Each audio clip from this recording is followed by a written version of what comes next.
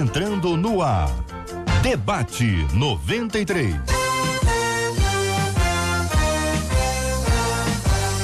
Realização 93 FM. Um oferecimento Pleno.news.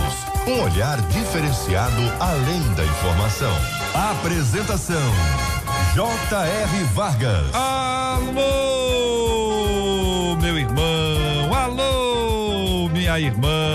Aqui fala J.R. Vargas. Estamos de volta. Começando aqui mais uma super edição do nosso Debate 93, nessa terça-feira, 29 de janeiro de 2019. Fale com o Debate 93. 2461-0093. E-mail debate@radio93.com.br. Facebook Rádio 93 FM. Site www.radio93.com.br.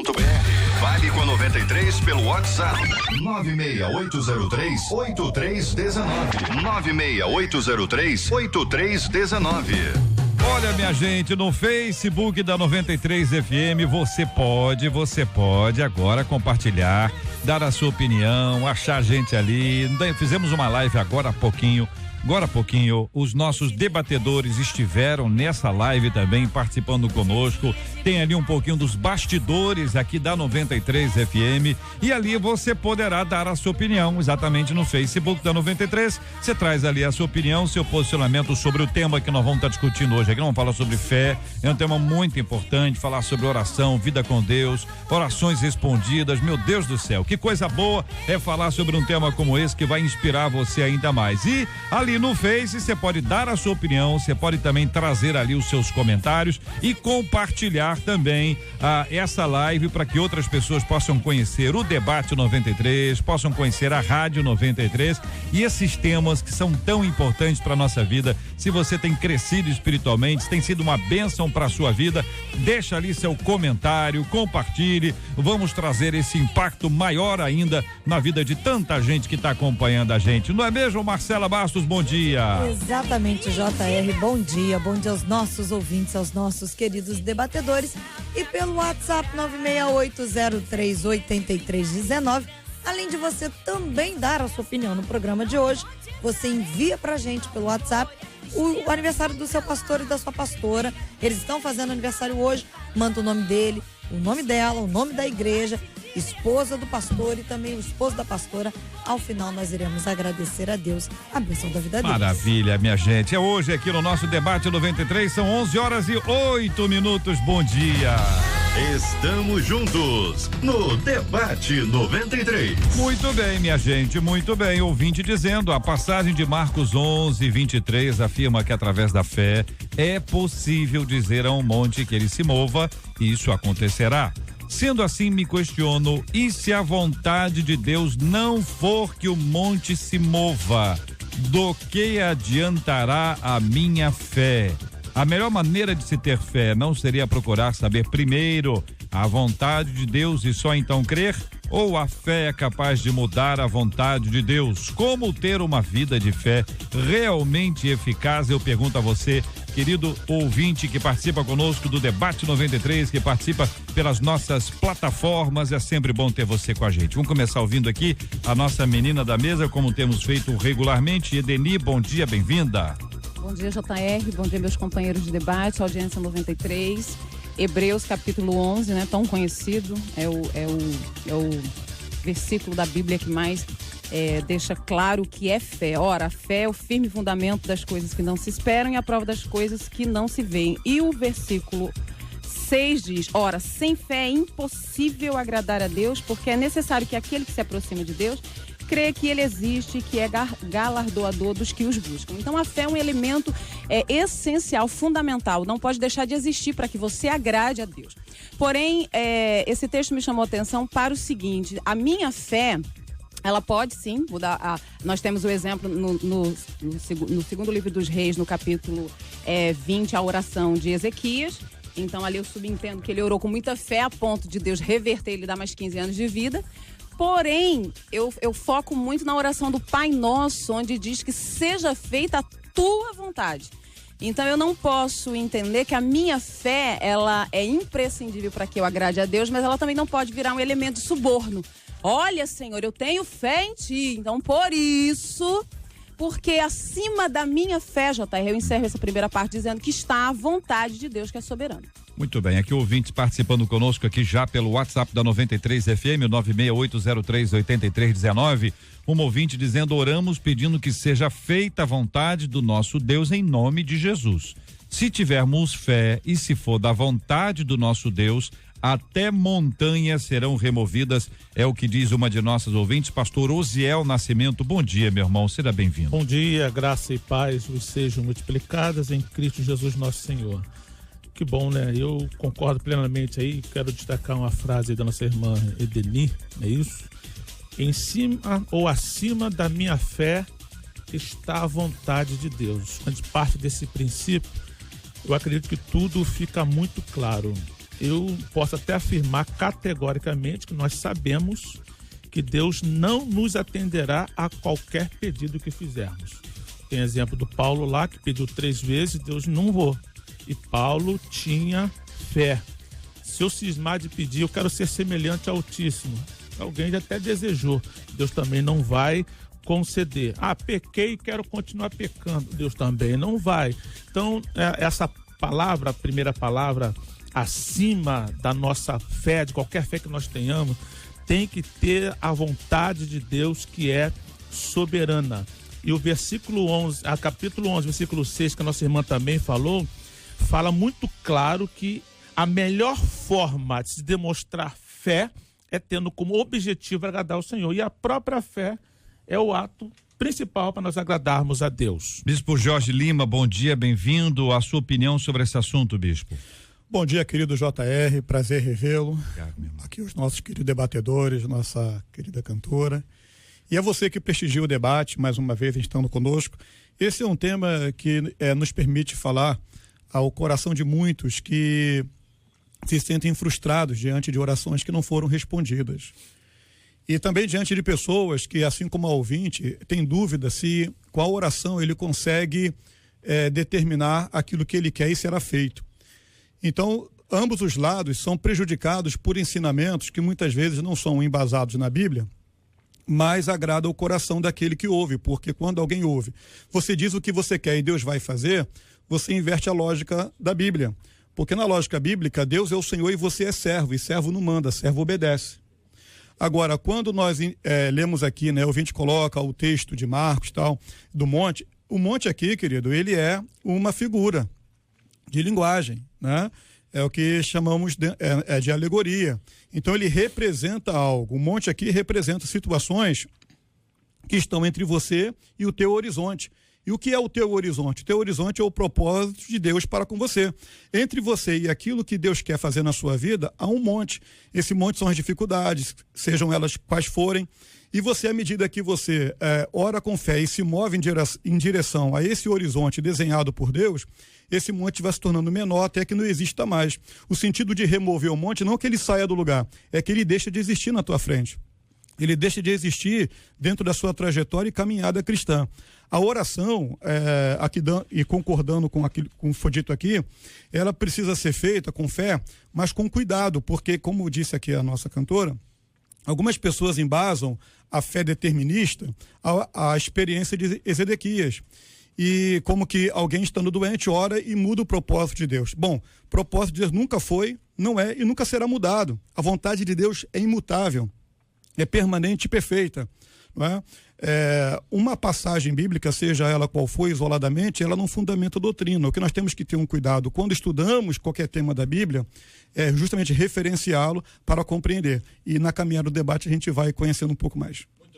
Ouvintes participando conosco aqui também no Facebook, dizendo o seguinte: olha, oramos sempre pedindo que seja feita a vontade de Deus em nome de Jesus. Nossa fé que nos move a crer que Deus tem o melhor. Se tiver que acontecer a remoção das montanhas, isso acontecerá. Outro ouvinte lembra: sem fé é impossível agradar a Deus. Pastor Rodrigo Lourenço, bom dia, bem-vindo. Como pensa o senhor esse assunto? Bom dia, JR, bom dia aos amigos da mesa, a audiência do debate. Bem, esse tema é muito, muito, muito maravilhoso. Nós estávamos conversando na antessala antes do debate começar. Eu quero seguir pela mesma linha do nosso bispo. Quando Jesus ele vai manifestar isso em Marcos 11, alegoricamente, creio que ele estava falando para mostrar para Pedro, ou melhor, para os discípulos, ou enfim, sobre a questão de duas temáticas de fé que eu vejo justamente nessa alegoria: o dom da fé e a fé natural, a fé salvífica, a fé para a salvação. O dom da fé, que Paulo fala em Coríntios 12, 9, é algo mais, é aquele dom para fazer coisas sobrenaturais. Então, eu acredito que Jesus poderia estar ensinando sobre esse prisma de fé, que existem níveis de fé. O próprio apóstolo Paulo, quando vai falar aos Romanos, no capítulo 12, versículo 13, ele diz assim: pois pela graça que me foi dada, digo a todos vocês, ninguém tenha de si mesmo um conceito mais elevado do que deve ter, mas pelo contrário, tenha um conceito equilibrado de acordo com a medida da fé que Deus lhe concedeu. Então, eu tenho a fé natural. Hoje eu acordei dizendo assim: eu vou estar no debate. Uma fé natural. Eu tenho a fé salvífica, eu creio que eu estou salvo em Cristo. Mas existe um dom da fé, que é o plus, né? É aquele dom que Deus dá para que coisas sobrenaturais sejam feitas. Também entendo que esse versículo, para concluir a minha fala, pode ser Jesus mostrando também que nós temos pouca fé. Tá? É uma questão de se pensar. E, ao longo do debate, a Edeni falou uma questão aqui que eu quero depois ir de contra a uma questão que ela falou da oração de Ezequias. Tá? Eu posso fazer agora ou eu espero depois? O senhor começou. O senhor falou que discordou. Ela olhou para o senhor, que o senhor não viu. É que o senhor, quando falou, olhou para mim. Mas ela olhou para o senhor. Ela olhou para o senhor. Não, mas nós estamos aqui. Faz tempo que eu estou olhando para ele. Esse debate, mas mudou o olhar. O olhar foi diferente. Foi ou não foi, bispo? Foi. Aí, viu, pastor? Esse debate aqui, eu amo esse debate porque ele é um debate de pessoas educadas e tranquilas, né? Essa então, introdução assim, é boa, né? Isso alivia bastante, né? Quando a Edeni falou de 2 Reis, capítulo 20, quando a oração de Ezequias supostamente muda uma vontade de Deus, se a gente afirmar, e aí é um ponto que eu penso, tá? Que Deus muda a sua vontade por uma oração que eu faço, eu estou afirmando que Deus é mutável. E aí eu bato de frente a um princípio teológico da imutabilidade de Deus, que é corroborada lá em Malaquias 3,6, quando o profeta se levanta, sendo boca de Deus, diz assim: eu, Senhor, não mudo. Por isso que vocês não estão sendo consumidos, porque eu não mudo. Então, eu prefiro crer, dentro de uma análise bíblica, que Deus sabia do que iria acontecer, isso é fato, a presciência de Deus. E a oração de Ezequias foi apenas parte do processo que fez com que Deus agisse daquela forma. Eu não acredito que as nossas orações mudam a vontade de Deus. Eu só citei o caso de Ezequias para exemplificar que ele deve ter tido fé. Fez uma oração com fé. Sim. Eu acredito que essa questão, quando eu não mudo, na questão do caráter de Deus. Porque na essência dele, porque uma coisa eu lhe pergunto: mudou? A situação de Ezequias mudou. É claro, está ali patente, é visível, é literal o que está escrito. Então também não tem como eu duvidar que a partir da oração de Ezequias, a situação mudou. Foi-lhe acrescentado mais 15 anos de vida. E eu só fiz a menção porque eu estava falando de fé e eu entendi que ele fez uma oração com fé. Dei esse exemplo e totalmente dentro da questão de que isso é um exemplo, então isso não é doutrina, isso não tem base para uma doutrina. Mas uma coisa é fato, mudou. Agora, uma questão muito importante. Não, vamos ficar no Ezequias primeiro. Vamos acabar a história do Ezequias. Não acabou, não. Acabou, não? O bispo olhou ali com um olhar de que deixa eu falar. Deixa eu dar uma retocada nisso aí que está muito interessante. De fato, a gente precisa ter uma atenção especial na literalidade, né, do texto. Porque você vai ver, por exemplo, lá em Gênesis 6, dizendo que Deus se arrependeu. Sim, várias vezes a palavra de Deus diz que Deus se arrependeu. Então, quando nós lemos lá que sobre essa mudança, é uma mudança dentro do plano da nossa ótica, da ótica dos fatos, da sequência dos fatos. Porque para nós o tempo é linear. Então, se o tempo é linear, para nós o agora vem antes do depois. Para Deus o depois já é agora. De maneira que no meio do caminho, quando o profeta volta para Deus, ele já tinha feito, já tinha voltado. É claro que a nossa compreensão muitas vezes ela não se aproxima disso, mas eu estou dizendo, dentro da sequência do texto, de fato como a irmã colocou, houve uma mudança. Houve uma mudança. Mas essa mudança dentro da ótica humana, sim, claro, que o pastor mas colocou. houve uma mudança. Mas dentro da ação de Deus... De quê? O que mudou ali? Uma mudança da sentença. Mudança dos fatos. Houve uma mudança de sentença. A sentença foi que ele iria morrer. Põe a tua casa em ordem. Mas aí, Deni, eu vou te perguntar, ele ia morrer quando? O texto não diz. É subjetivo. Sim. Ele podia morrer. Mas isso não altera agora, a mudança. Não, mas peraí. Ele podia morrer naquela semana, o texto não diz. É igual algumas questões, não estou dizendo que é o teu caso. Eu entendi. Vamos ficar só no Ezequiel. Não abre, não. Ok. Eu entendi a sua colocação da fé. Mas o texto diz assim: põe a tua casa em ordem, versículo 1 do capítulo 20, porque morrerás e não viverás. A gente subentende que o profeta estava dizendo: tu vai morrer amanhã, tu vai morrer agora, tu vai morrer daqui a pouco. E aí Deus manda, depois da oração, que o profeta volte, que não tinha saído da cidade ainda. Continua lendo o texto. Isso, aí. ok. Então virou Ezequias, o rosto para a parede e orou ao Senhor, dizendo: lembra-te, Senhor, peço-te, de que andei diante de ti com fidelidade, com inteireza de coração, e fiz o que era reto aos teus olhos, e chorou muitíssimo. Antes que Isaías tivesse saído da parte central da cidade, veio a ele a palavra do Senhor, dizendo: volta e dize a Ezequias, príncipe do meu povo, assim diz o Senhor, o Deus de Davi teu pai: ouvi a tua oração e vi as tuas lágrimas, eis que eu te curarei, ao terceiro dia subirás à casa do Senhor. Acrescentarei aos teus dias 15 anos, e das mãos do rei da Síria te livrarei a ti e a esta cidade, e defenderei esta cidade por amor de mim e por amor de Davi, meu servo. Muito bem. Essa é a leitura do texto bíblico. Então vamos pensar nos 3 personagens que estão aí. Uma proposta só de reflexão. Um é Isaías, outro é Ezequias e outro é o povo, que Deus não é, Deus está acima de cada um deles. O que Deus ensinou para Isaías nesse texto bíblico? O que Deus ensinou para Isaías? Profeta. Profeta que dá a notícia ruim, depois é o profeta que dá a notícia boa. Profeta tem notícia própria? Não. O profeta tem notícia de Deus, e Deus dá a notícia que ele quiser, e o profeta é boca de Deus. Então Deus está ensinando para Isaías, entre outras coisas, isso aí. O que Deus está ensinando para o povo? Quem é que tem o domínio sobre a morte e a vida? Quem é que tem o domínio que pode gerar a cura em alguém? O povo está aprendendo. O que Deus está ensinando para Ezequias? Que a vida dele está nas mãos do Senhor.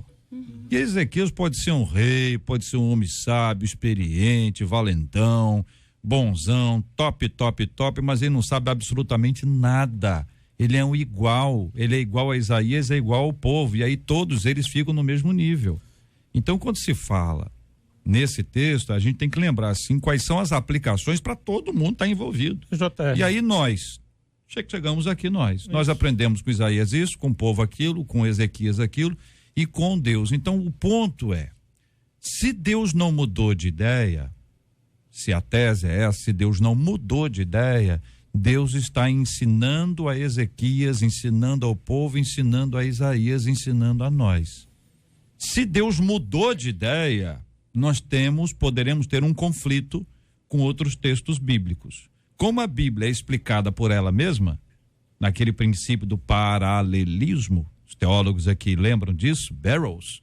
Então esse princípio do paralelismo vai dizer assim, pela Bíblia é explicada por ela mesma. Deus mudou de ideia? Não, a Bíblia diz que Deus é imutável, que Deus não muda de ideia, que Deus tem um princípio, meio e fim. Então acho que isso ajuda a gente a entender. Pelo menos é a minha intenção de ajudar. Pastor Oziel. Você entrou num ponto que justamente quando eu comecei a falar, que você pensou que ia fugir do Ezequias, mas eu ia começar ali no Marcos capítulo 11, dentro de um contexto onde a gente vai perceber que a maior intenção de Jesus é sempre dar lições, da mesma forma com que você acabou de mostrar claramente que essa passagem de Ezequias está muito acima de uma leitura literária e simplesmente literal e entender as lições ali aplicadas. Você vai ver em Marcos capítulo 11, primeiro, os discípulos estão recebendo algumas lições do tipo, vai em tal lugar, vai ter um jumentinho, e você pega o jumentinho. Mas, Senhor, já tem dono de que não vai. Se chegar alguém e perguntar para você do jumentinho, fala que eu estou precisando. Isso é fé. E fé. Ele foi lá, obedeceu. Então, olha a fé deles, eles obedeceram. E quando chegou lá, o jumentinho estava no lugar que Jesus falou, ele pegaram o jumentinho, a pessoa perguntou e realmente trouxe. E vai ter uma outra lição. Jesus entra com um jumentinho em Jerusalém. Logo depois, no contexto, vai dizer, ó, se você tiver fé, você pede essa montanha e ela muda de lugar. Ou seja, outra lição, como foi também um simbolismo, uma alegoria, não tem limites para a fé. Quando você acredita que eu, Senhor, sou capaz de fazer. Então aí vai corroborar com a soberania de Deus nessa passagem de Ezequias. Deus sempre é soberano. Agora, perdão, pastor. E ele não muda nunca, corroborando aqui, e aqui nós temos a ação de dois elementos que são distintos, fé e oração. São duas coisas que são distintas. Você pode orar sem fé, e a fé, ela não é a base apenas para a oração. A fé é a base para a obediência, como o pastor Osiel já colocou. A fé é a base para o relacionamento nosso para com Deus, que ninguém se aproxima de Deus sem que creia que Ele existe. Agora, como são dois elementos distintos, eles também têm parâmetros distintos. E tudo que Deus estabeleceu foi por princípio. Eu quero usar, por exemplo, o princípio da oração que realmente gera resultados. A gente vai aqui ler João 15, 7, você pode marcar em casa para ler depois. Se vós estiverdes em mim e as minhas palavras estiverem em vós, pedireis tudo o que quiseres e vos será feito. Então aqui nós temos um princípio da fé, para que a nossa ouvinte entenda que, aqui com o texto que ela pergunta, eu posso falar o que eu quiser, eu posso determinar e vai acontecer? Há princípios que a Bíblia nos dá, e aqui nós temos dois. Primeiro, que a palavra estar em nós. Palavra é a vontade de Deus. A palavra é o querer de Deus. Então, se o querer de Deus está em mim, primeiro. Depois, se vós estiveres em mim, ou seja, se eu estiver vida em Cristo, se a minha vida estiver pautada em Cristo, a exemplo do que Cristo fez. Né? E foi mencionado aqui a oração do Getsemane, quando Jesus ele ora, aqui não foi na antessala ali, a gente fazendo um pré-debate.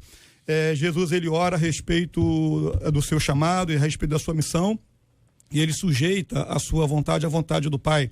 Então, essa vida em Cristo e a palavra dele em nós faz com que aquilo que sai da nossa boca gere resultado, né? Possa realmente acontecer quando a gente ora dentro desse princípio. Eu vou só corroborar com o que o senhor falou, nesses princípios da oração que Deus atende, ligadas ou interligadas à fé, que é o elemento que dá aquele plus de novo à oração.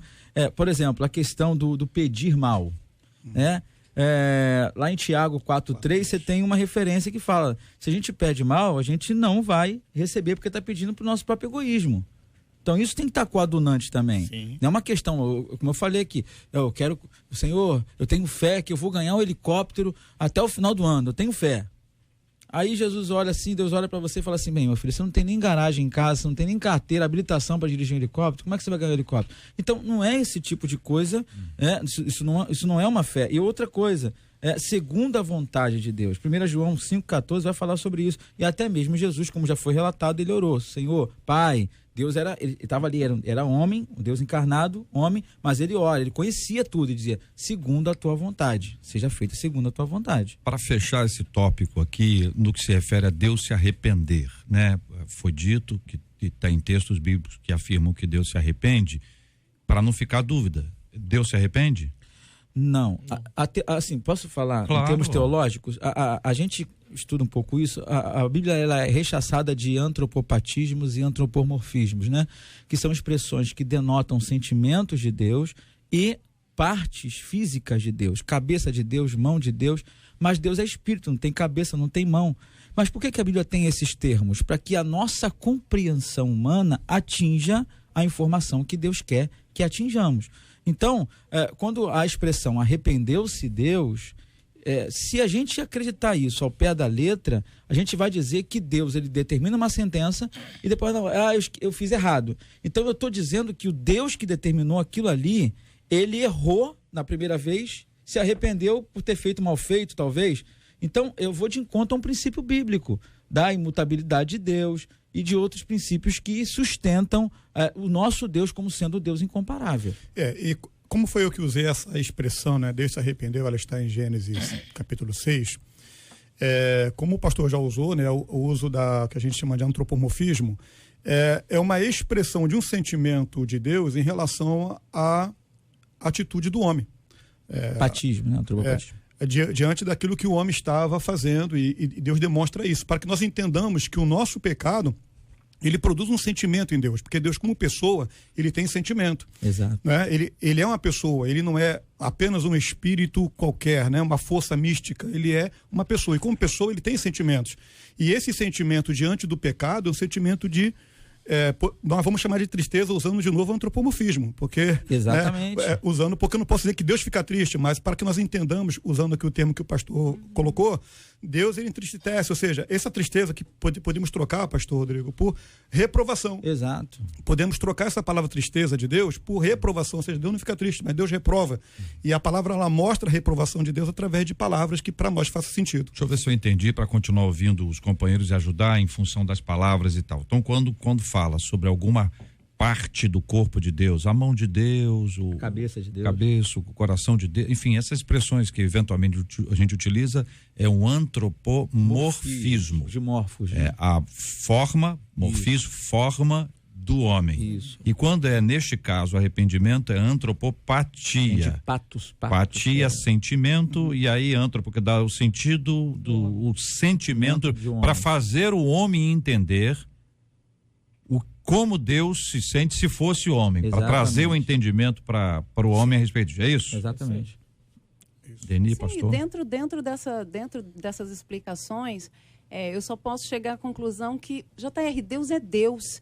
Eu não entendo por que se gera uma comoção, não sei se é essa palavra, se Deus se arrepende. A palavra de Deus em vários textos, e lembrou-se Deus. Então, me dá a impressão de que Deus ele pode se esquecer. Eu só acho que Deus é Deus, ele pode fazer o que ele quiser. A palavra nos diz que, e eu, voltando aqui no texto de Ezequias, eu não não vejo como subjetivo a questão de quando ele iria morrer, até porque foi estabelecido um prazo para que ele subisse à casa do Senhor, para que fosse feita uma pasta. Então eu vejo que nitidamente ele estava para morrer. Então é claro que Deus lhe acrescentou, né? Deus lhe acrescentou mais 15 anos de vida. Então, assim, para mim é muito simples. Eu vejo as coisas de uma forma muito simples. Para mim, Deus pode se arrepender, pode voltar atrás. Ele pode, no sentido de que, analisando a situação, ele deu uma sentença, foi feita uma oração. Por exemplo, o pastor leu aqui sobre se tiverdes em mim, pedireis tudo o que quiseres. O senhor já recebeu tudo que o senhor já quis, já desejou, já orou? Já recebeu? É como vocês acabaram de explicar. É uma alegoria, é uma forma de dizer para que quem está lendo entenda, mas que Deus vai fazer aquilo que ele quiser fazer. Se ele dá a sentença e ele deseja voltar atrás, qual o problema nisso? Isso para mim é uma forma muito simples de ver Deus. Eu sempre acho que o mundo caminha da forma que caminha, porque justamente as pessoas complicam Deus. As pessoas colocam Deus de forma que ele não é. Em relação a essa linguagem, Isaías diz, né? A mão do Senhor não está encolhida, o ouvido do Senhor não está tampado. Então, está escrito na palavra, não é uma forma, nós não usamos essas palavras, está escrito na palavra do Senhor. Então, assim, eu encerro essa questão, voltando a dizer, está na palavra que a sentença foi revogada. Deus sabia o que iria acontecer, sabemos que não foi muito bacana o que Ezequias fez depois disso, né? Abriu as portas, mostrou segredos para quem não deveria ser mostrado. Então, de repente, seria melhor até que ele tivesse mesmo ido no tempo que Deus determinou. Mas uma coisa é fato, Deus atendeu a uma oração. Oi, Dani, só uma coisa eu quero pontuar. Se tudo que está na palavra for literal, a gente pode transcorrer num erro muito grave. Por exemplo, até hoje existem denominações, eu não estou aqui para fazer nenhum tipo de crítica, cada uma segue aquilo que entende. Mas na minha época de pequeno, a minha mãe não podia cortar o cabelo porque havia uma doutrina dizendo que a mulher que cortasse o cabelo está em pecado, porque literalmente estava escrito isso na Bíblia. Sim. Durante anos e décadas, seguiam-se essa doutrina. E ainda segue em alguns locais. Mas quando você para analisar os anais da história, você vê que o apóstolo Paulo escreveu aquilo para que as mulheres da igreja não ficassem parecidas com as prostitutas do templo. Isso eu sei, mas pastor, com todo respeito, o que o senhor está falando não tem muito a ver com o que eu acabei de falar. Porque Não, isso você tá eu falando da entendo. literalidade Sim, do texto. mas eu não, só tá escrito ali, tá escrito. É o que eu tô falando. Dentro da literalidade existe alguns contextos. Não, mas se a gente for analisados. entrar então nessa questão, a gente vai ficar aqui anos, entendeu? Eu vou conduzi-los. Posso? Pode, Vou conduzi-los. Vou tentando ajudar, né? Minha responsabilidade aqui é essa. Eu achei até que o Ezequiel já tinha ido embora. Eu também pensei. Eu achei que Mas tudo começou por ele, ele tem que Pois é. ficar. Mas eu vi a porta abrindo aqui e falei assim, o Ezequiel foi embora. Mas Ezequiel não foi embora, voltou. Então Não, tem deixa 15 o anos você vai ficar Ezequiel. por aqui? Hein? 15 anos. Você 15 vai vai ficar Oh, meu Deus. Então, coitado do Isaías, vai e volta. É o seguinte, ninguém pensa no pastor, né, cara? O pastor vai lá e diz, olha, o negócio tá bravo. Daqui a pouco volta lá, o pastor diz, olha, tá tudo bem. No mesmo dia, o cara vai e volta, que a vida ministerial é impressionante. Só pontuar algumas coisas, assim, que a gente fala na rádio, é debate, e eventualmente a gente pode falar uma coisa e tá pensando outra. Eu já tive aqui experiências muito curiosas, de pessoas que disseram uma coisa, eu disse, então você quer dizer tal, é outra coisa. Vou dar um exemplo aqui, o bispo Jorge está com a camisa quadriculada, isso é quadriculado? É? Tá na moda isso. Tá na moda, tá bombando isso aí. O senhor tá muito garotão com essa camisa. Ficou muito bom no senhor. Mas aí eu chego e digo o seguinte, ó, que a camisa, ele disse pra mim, olha, eu tô aqui vestido hoje de terno. Eu digo, como de terno? Bispo, o senhor tá com a camisa quadriculada. Tá certo? E às vezes a pessoa, então é o seguinte, a Bíblia é clara. A regra não, mas a Bíblia é clara. E para ler a Bíblia, nós precisamos estudar a Bíblia toda. Então as coisas que parecem ser simples, elas são complexas. E as que parecem ser complexas, elas são... Não ajudei nada até agora, eu sei. Mas eu estou querendo dizer para vocês o seguinte, que às vezes quando a Bíblia diz que Deus se arrependeu, eu não posso simplesmente achar que Deus é homem para mentir ou filho de homem para se arrepender, porque a Bíblia diz que Deus não é homem para mentir e nem filho de homem para se arrepender. Mas a mesma Bíblia que diz que Deus não é homem para mentir e nem filho de homem para se arrepender, a mesma Bíblia que diz que Deus não muda, diz que Deus se arrependeu. Então eu preciso entender o que significa aquilo. Eu não posso me dizer assim, não, Deus se arrepende, mas não se arrepende. Se arrepende, mas não se arrepende. Não, tem que entender, peraí, o que significa isso? E aí são os estudos, é aprofundar, é mergulhar, não pode ficar na superfície, tem que mergulhar. Teologia, para muita gente, é uma coisa assustadora. Mas que é coisa boa? Estudar sobre Deus, estudar sobre a palavra. Aí tem gente que diz que teologia é fria. Frio é o teólogo. Miserável, que lê a Bíblia como se fosse um livro qualquer. O cara tem um conhecimento bíblico extraordinário, só não tem fé, não acredita naquilo ali. É pior do que o diabo, porque a Bíblia diz que o diabo crê e estremece.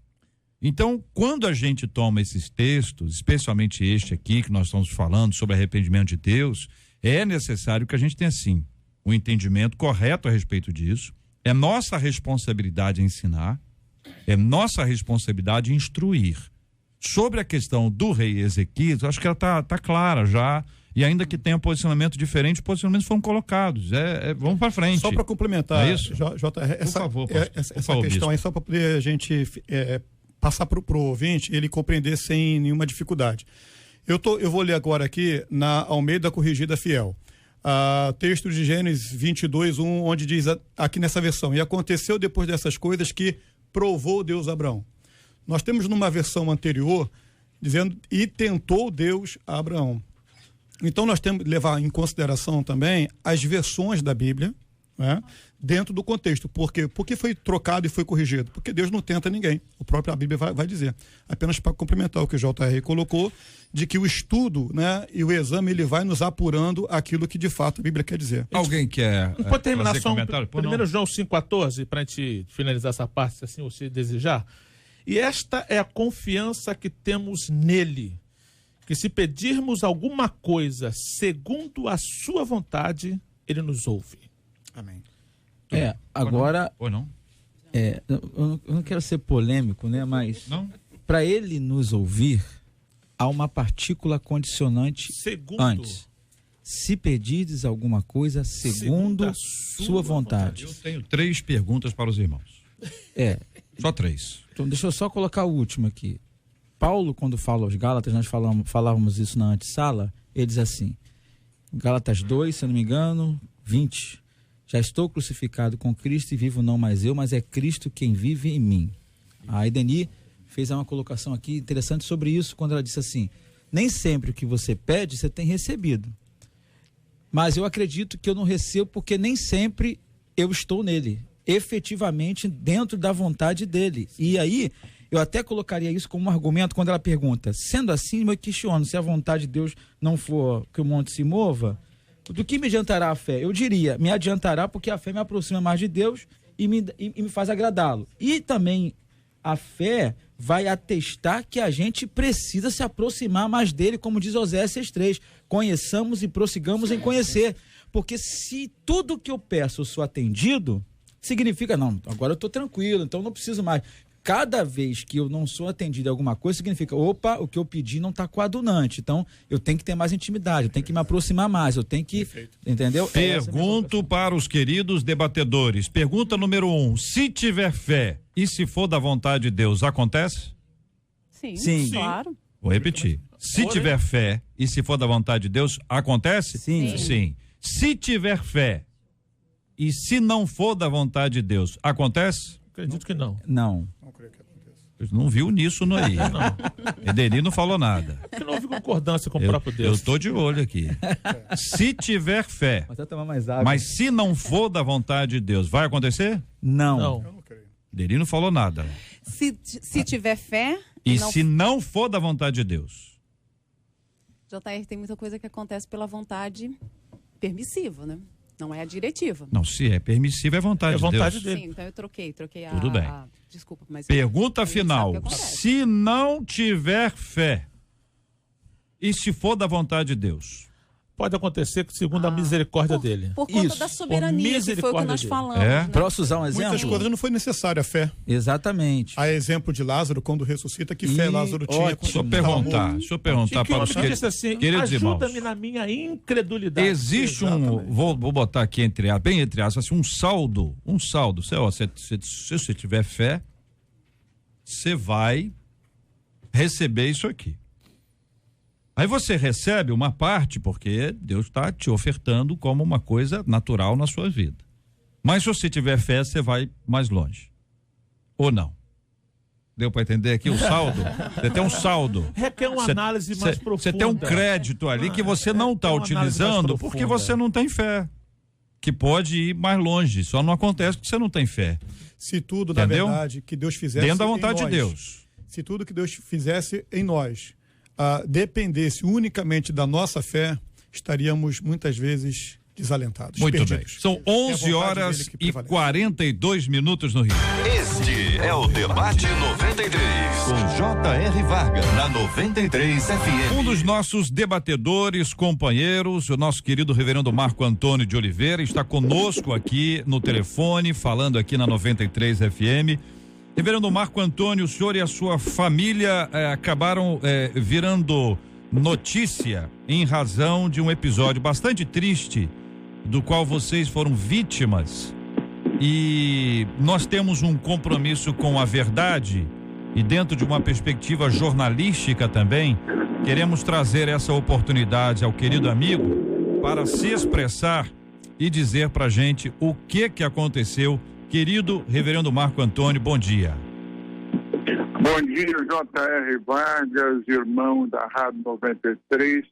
Eu gostaria de estar com vocês em outro momento, no momento da alegria, mas a gente precisa enfrentar as situações dolorosas. J.R., no dia 23 e 25, eu e minha esposa estávamos comemorando 31 anos de casamento. E fomos com a nossa família para Angra dos Reis, saímos de um hotel e fomos para a pousada Canto do Ibrisco, né? Lá na Ilha da Jiboia e Angra dos Reis. Não imaginávamos o que iria acontecer. Naquela ilha, algumas situações desagradáveis aconteceram. Na hospedagem, a minha filha sentiu que o ambiente estava estranho, até que houve um fato que foi o sumiço de um determinado valor na carteira do namorado dela, e isso foi falado à gerência, e a partir desse fato desencadeou-se outros fatos. Foi assim, extremamente desagradável.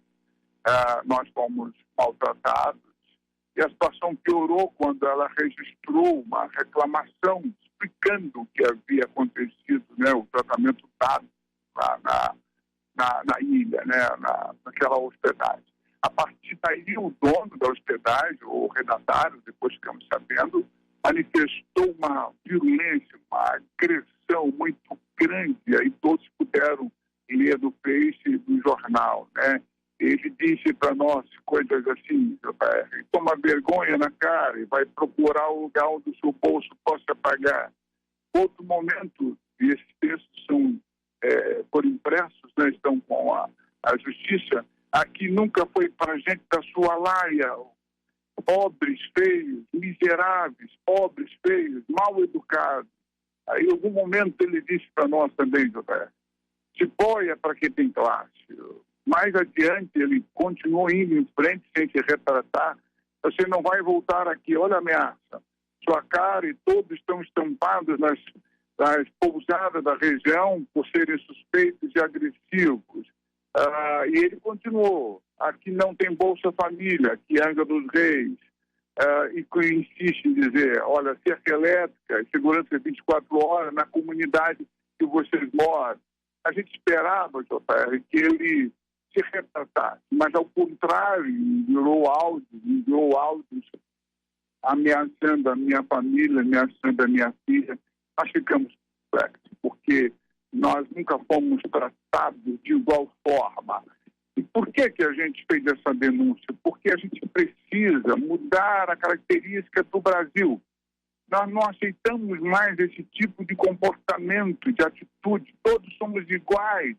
Devemos ser tratados com carinho e humanidade. E como esses fatos se repetem constantemente na vida brasileira, a gente resolveu denunciar para mostrar os fracos, aqueles que se sentem oprimidos, que a justiça brasileira funciona. E que não podemos calar quando somos ofendidos de tamanha envergadura e crueldade. Eu estou perplexo com o que aconteceu. Repito, nunca fui tratado dessa forma. Ele nos julgou pela aparência, nos julgou pelo endereço, nos julgou por tudo, né? Ele foi extremamente preconceituoso, ele nos discriminou. Isso foi o que aconteceu, JR. Meu irmão, a gente recebe a notícia com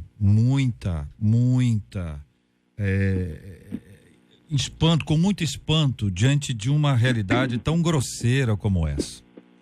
E essa comemoração do aniversário de casamento, tão importante essa data, traz essa marca tão triste de um episódio de tanto preconceito e de tanta violência em todos os aspectos, inclusive a violência verbal. Eu deixo com você, querido reverendo Marco Antônio, o carinho de todos nós da 93 FM e a oração do povo de Deus de forma especial para que a justiça seja feita. Nada além da justiça. E existem muitos motivos que nós devemos buscar a justiça, e o Senhor, conhecedor da Bíblia como e um apaixonado pelo Antigo Testamento, tem várias lembranças de textos bíblicos, dentre os quais eu lembro o texto do profeta Amós, que sempre trouxe à tona essa realidade da justiça que deve ser sempre visível na nossa vida. E o Senhor, que é alguém que é apaixonado pela Bíblia, pela justiça, pela palavra de Deus, que acolhe a todos, que não seja este episódio triste algo que vá trazer tristeza maior para o seu coração. Mas a justiça, ela tem que ser feita. Isso fica de uma lição importante para todos nós, que nós devemos lidar com isso de forma muito lúcida e muito séria, como o senhor tem feito. Eu quero deixar aqui um abraço em nome de todos nós da 93 ao senhor, a sua querida e dileta família, e a certeza de que episódios como esses marcam e podem trazer ensinamentos importantes para a vida daqueles que lidam com o público.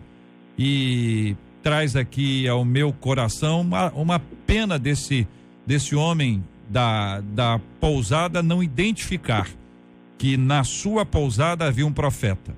Quando a Bíblia diz que uma pessoa, quando dá um copo de água a um profeta, na qualidade de profeta, ele recebe esse galardão. Ele perdeu dele e perdeu ainda mais. Querido reverendo Marco Antônio, meu carinho, um grande abraço ao senhor. Obrigado, JR, por nos ouvir. Quero aproveitar e agradecer de coração por essa entrevista, essa oportunidade de esclarecer o povo de Deus. Milhares de internautas e amigos que manifestaram solidariedade. A nossa intenção foi que houvesse uma punição educativa. O Brasil precisa mudar. Não podemos aceitar nenhum tipo de preconceito, de injustiça, de discriminação, seja por cor, por escolhas pessoais, por questões econômicas, sociais e religiosas. Basta isso no Brasil. Queremos um país de justiça. Um beijo no seu coração e ore por nós. Estamos livres, em paz, querendo o bem para o Henrique, que é o dono da pousada, e é para a pousada, que ele aprenda a tratar bem os seus clientes. Meu irmão, dê um abraço carinhoso na Priscila, outro no Tiago, seu candidato a genro, e para você e para sua querida esposa Zeni, aí nos 31 anos de casamento, o carinho.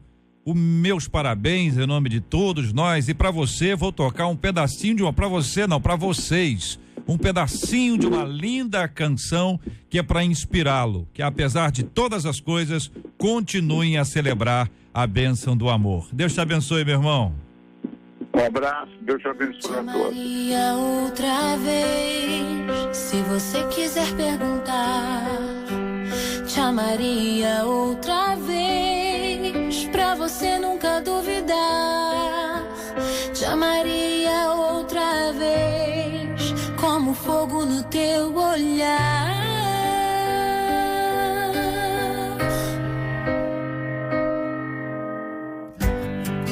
Chamaria outra vez, se visse você partir.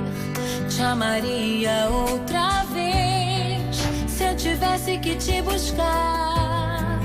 Chamaria outra vez, te ouviria outra vez, te escreveria outra vez, longas cartas de uma eterna namorada. Te ligaria outra vez, te acordaria outra vez, pra conversar durante toda a madrugada. Muito bem, minha gente, o nosso carinho ao pastorzão.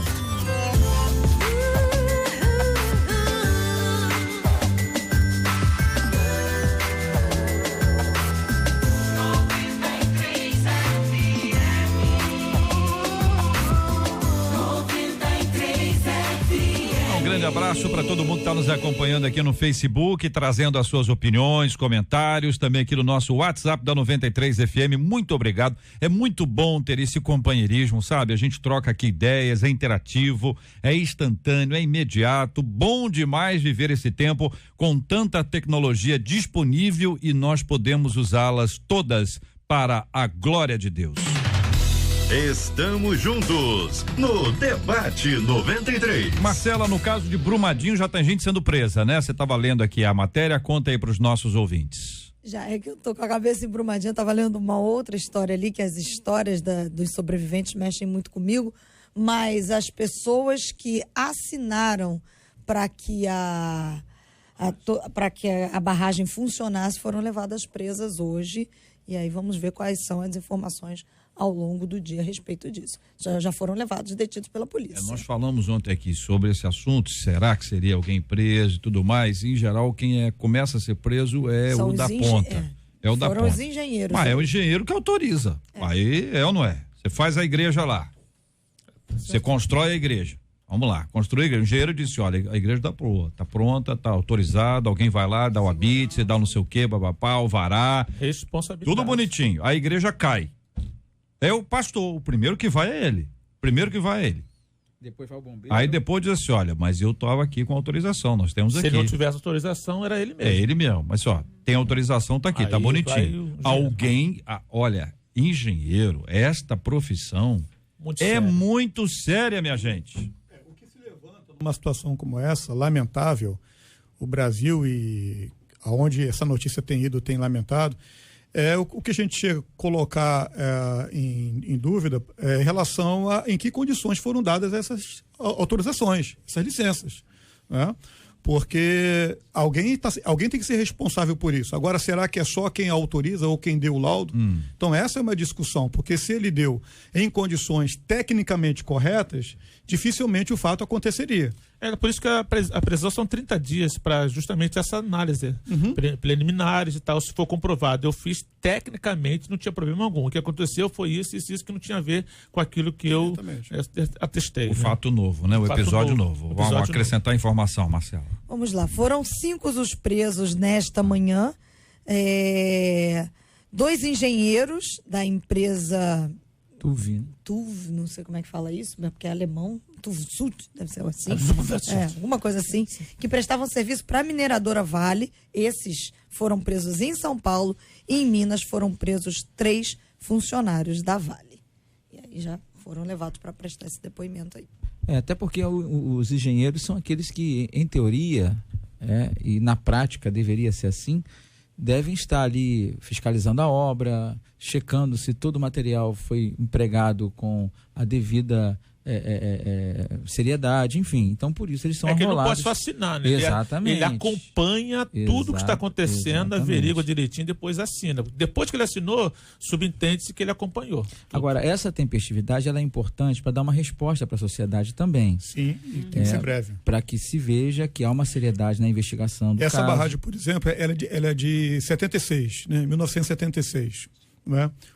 Ainda que houve alguma, e provavelmente houve, manutenção a posteriori, é preciso que tenha um cuidado muito grande, porque quando você tem uma barragem como essa, e não é a única no Brasil, onde você tem aldeias, vilas, você tem toda uma população que está logo abaixo, como a pousada estava logo abaixo da situação, você tem ali um risco iminente. Então, o que eu ia comentar é isso? que Como não acontece isso? De uma hora para outra. Não foi assim, deu 5 minutos e a barragem rompeu. Eu não entendo muito disso aí não, mas o que eu pude perceber, fiquei preocupado, que essa barragem é a mais barata de ser construída, pelo o comentário, que é construída, a barragem é feita com o próprio dejeito.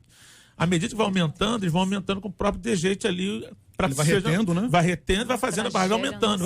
Agora, é a forma mais barata, pastor, perigosa. E essa não é a barragem que inspirava mais perigo. Isso, esse que é o problema. Existem outros fatores. Outras piores que estão esses fatores nós não conhecemos. Exatamente. Não conhecemos, né? Isso comprova, até certo ponto, uma grande negligência por parte de quem deveria fiscalizar e não fiscalizou, de quem deveria inspecionar e não inspecionou. E isso aí, com certeza, ao longo das investigações vão ser arrolados no processo. Senhores, a Justiça Federal em Ponte Nova suspendeu o processo criminal que tornou réus 22 pessoas e as empresas XYZ lá relacionadas ao episódio de Mariana. Então, em Mariana, os caras foram tornados réus. Depois a justiça veio. Certo? Então, existe um enfrentamento muito importante nesse assunto. Eu fiz uma pesquisa aqui agora, a Marcela também, para identificar isso, porque o tempo passa, a gente não está estudando esse assunto o tempo inteiro, para poder ver o seguinte, a dúvida era essa. Alguém foi preso lá? Se foi, ficou quanto tempo? Porque o que eu estou lendo aqui é que o processo foi suspenso. E eu soube que as indenizações também não foram pagas. As indenizações, algumas só. Pouquíssimas. Indenizações não foram pagas. A situação continuou o seguinte, sabe por quê, minha gente? Porque se nós não aguentamos, nós estamos falando sobre esse assunto aqui agora, e tem gente ouvindo a gente assim, meu Deus, eu não aguento mais esse assunto. E todos nós. Sim. E aí o que acontece? A gente vai esquecer. Amanhã a gente não lembra mais, a gente não mora lá. Quem mora lá tá lembrando. Mas a gente não mora lá. Até porque tá Mariana, nós não moramos em Mariana, não moramos em... Aquela comoção inicial, né? Que é um impacto. Então, se essa investigação for feita de fato, até o final, nós vamos ter um pleno êxito. E qualquer outro profissional que tenha essa responsabilidade vai ter que assumi-la. Sim. Porque em outros ambientes criminosos, não estou dizendo que esse em outros ambientes, que são criminosos, os caras fazem a coisa errada porque tem a segurança de que os advogados vão lá para defender. Dá o jeitinho, a impunidade. A corrupção está aí. Os advogados mais caros do Brasil defendem os políticos e empresários mais corruptos do país. Pago com o quê?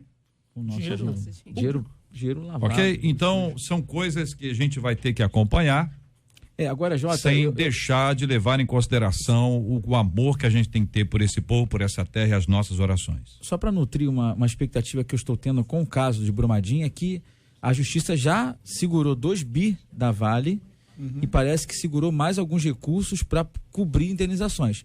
Esse viés, me parece que há uma tempestividade maior para assegurar aos prejudicados uma indenização de forma mais tempestiva, coisa que em Mariana a gente já presenciou, não aconteceu. Então, eu já vejo nesse caso uma ação... que esse bloqueio também não seja provisório durante um período, depois libera de novo. Não, eu acho que os 100 mil agora... Para dar uma 100 mil agora... imediata para a sociedade, isso, né? Só pra essa estamos fazendo alguma coisa. Isso, é preocupação. Os 100 mil que está agora, eu acho que tem que ter alguém que vai dizer, se vocês estão dando 100 mil para eles aqui, vão dar 100 mil para os outros lá também, que até agora eles não receberam. Exato. Vão arrumar essa casa de uma vez, então. É isso aí. Quer resolver o assunto? Queremos, então vai resolver tudo.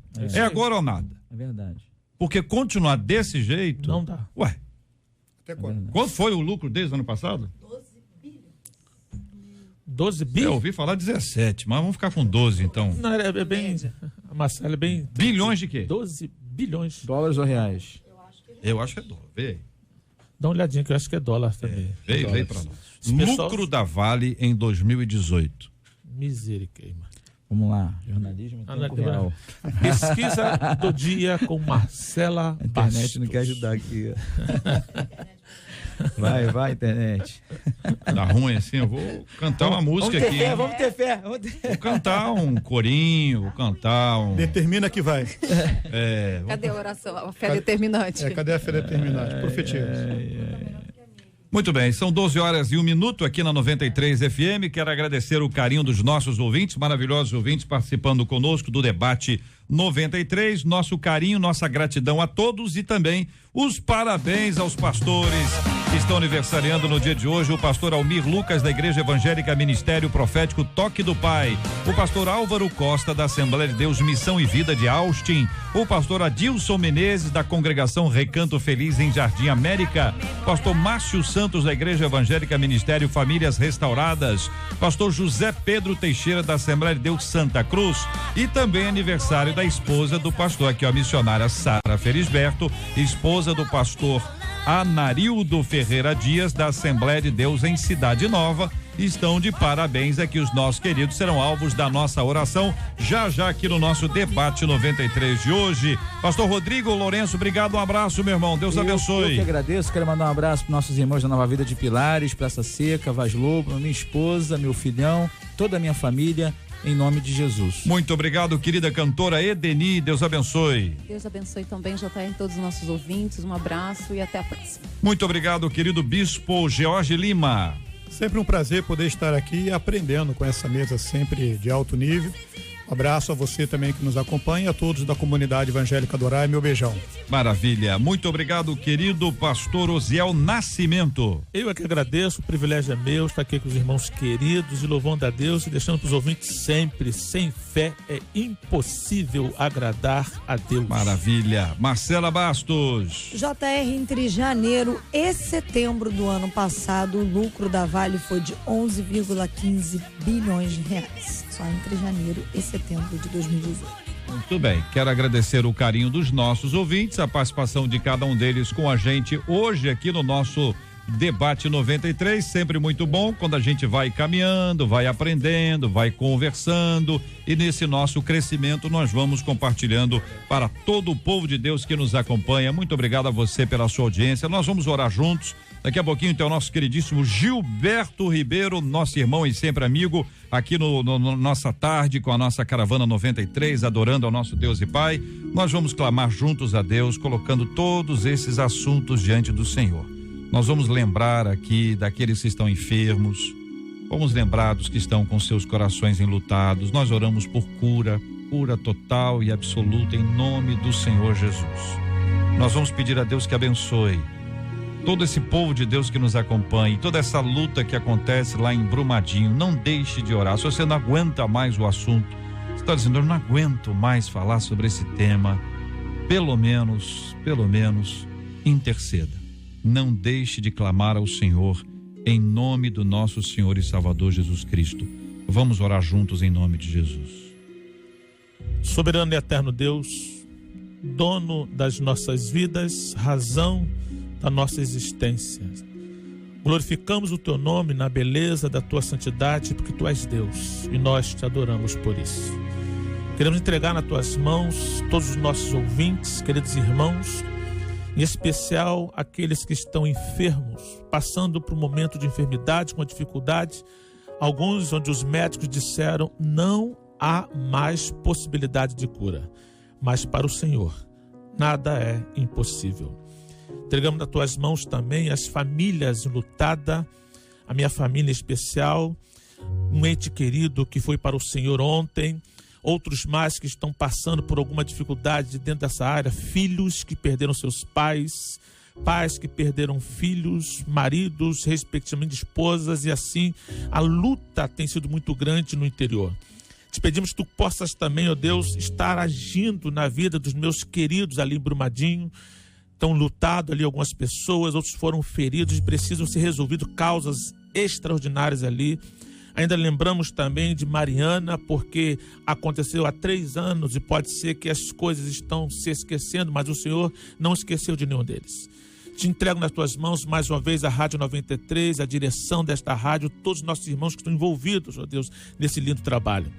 Te glorifico pela vida dos teus filhos que estão completando mais um ano de vida, pastores como o pastor Almir Lucas, o pastor Álvaro Costa, o pastor Adilson Menezes, o pastor Márcio Santos, o pastor José Pedro Teixeira, e também as esposas de pastores, mulheres que estão envolvidas na tua obra de uma forma muito extraordinária, como a missionária Sara Felisberto, que é a esposa do pastor Anariudo Ferreira Dias. Meu Deus, que tu possa abençoar de uma forma muito especial esses irmãos queridos, e a tua mão poderosa possa estar sobre eles cada vez mais.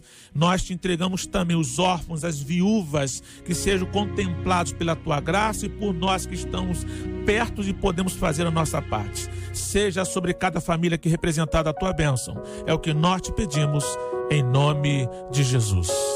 Que Deus te abençoe. Você acabou de ouvir Debate 93.